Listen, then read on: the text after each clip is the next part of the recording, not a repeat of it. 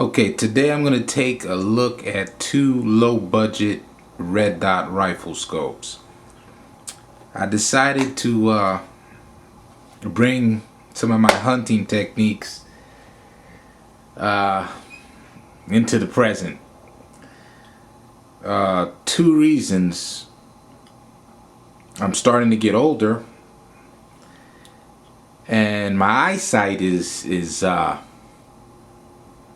tapering off a little bit. Also, it's just something I want to try. I hear everybody talking about red dot scopes and blah blah blah, so I decided to give it a try. I've got two red dot scopes that I'm going to take a quick look at today, and I am going to go more in depth over the next couple of videos. I'm still a firm believer in iron sights. I mean, iron sights are the way to go. I believe that you should know how to use iron sights, be proficient at zeroing with iron sights, knowing windage and elevation, and then moving on to optics like red dots and scopes. My rifles are zeroed iron sights, okay? But I'm going to mount these red dots on there and give that a shot. Now the two that I have one from BSA, okay, and it was made for 22s and rimfire rifles. And I also have one from Barska, okay. Now both of these red dots are inexpensive. They're under $30. Designed for air rifles and 22s. I'm no expert on the subject. It's just something I'm about to try. But there's a site, I believe it's called Rimfire Central. They got a lot of information on it. I'm just now getting my feet wet in this area.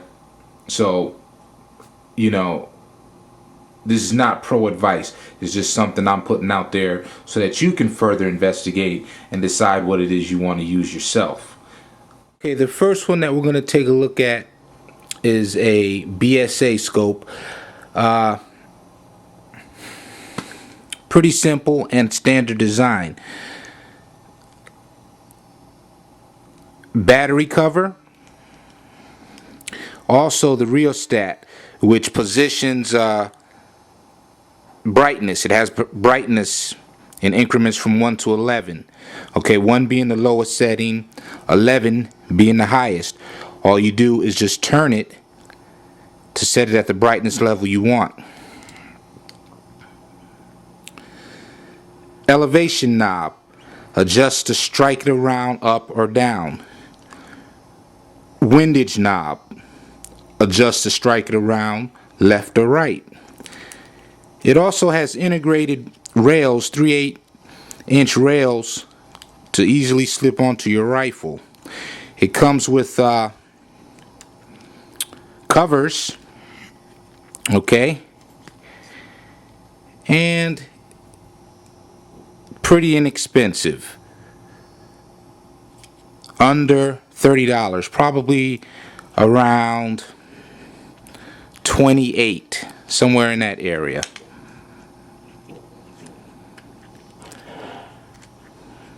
And that is the BSA red dot rifle scope for air guns and rimfire rifles. Okay, this is the Barska red dot rifle scope. What I forgot to tell you about the BSA is that it's a 30mm barrel on it, okay? Now the Barska is a 42mm barrel, which will give you a bigger field of view when you look through it. It's pretty much the same design. Battery cover, rheostat for brightness, elevation, and windage. It also has an integrated rail mount system on it, okay? So these are two inexpensive red dot rifle scopes, which over the next week or so I'm going to try out and, you know, see how they fare. Okay, so there you have it.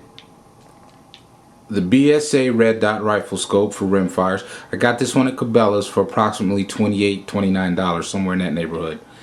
And we have the Barska red dot rifle scope. I got this one from Midway for somewhere in the same area, $28, $29. It was on sale. I wanted to give these two a try because every time I talk to somebody about red dot rifle scopes, they were telling me that it's a good one, or one that you can use is in the neighborhood of $300, $400, $500 on up. I want to check and see if there's an inexpensive alternative to shelling out all that money for something that you really might not use all the time. If you have the money to go big and this is a hobby that you're consistent with, by all means go out there and grab you one. But for air rifles and little 22s, I'm gonna give these two a shot.